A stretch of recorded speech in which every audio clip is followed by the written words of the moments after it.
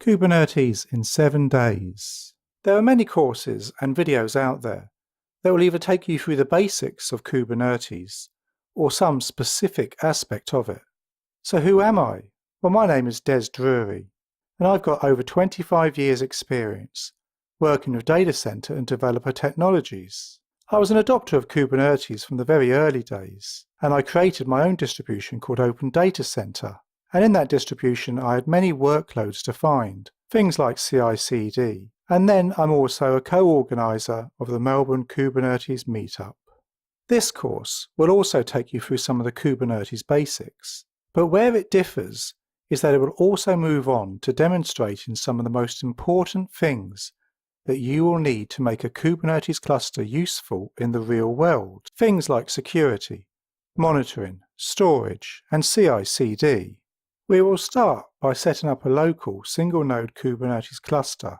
After exploring this cluster, we will then build a simple application using Docker, and this application will then be extended throughout the course to demonstrate important concepts, such as Kubernetes manifests, package management, ingress routing, and finally automated builds using CI/CD. After a deeper dive into some of the Kubernetes fundamentals, such as architecture, resources, and manifests, we will then install a multi-node Kubernetes cluster. We will then look at how this multi-node cluster differs from the single-node one we installed earlier. This cluster will then be our platform on which to deploy numerous workloads throughout the rest of the course. We will deploy workloads for package management, ingress routing, metrics collection and visualization, distributed storage, identity and access management, and jobs scheduling, as well as other example deployments like a wiki and a HA database. We will secure the cluster using OpenID Connect and roles-based access control, making both the web-based Kubernetes dashboard and the CLI secure by default. And then we will finish up by describing how we can do CI/CD inside Kubernetes in a highly dynamic way. I'm looking forward to going on this journey with you.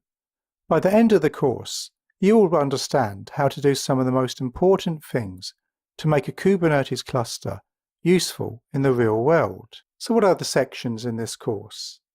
Well, to begin with, we'll get started with Kubernetes using Minikube, and then we'll go further with Minikube in Hello Kubernetes with Minikube. Next, we will build a complex Kubernetes cluster, and then we will focus on monitoring and health checks. Following that, we will go on to persistence and databases, and then we will look at security and access control, and we will finish out the course talking about CI/CD solutions. The next video is Getting Started with Kubernetes.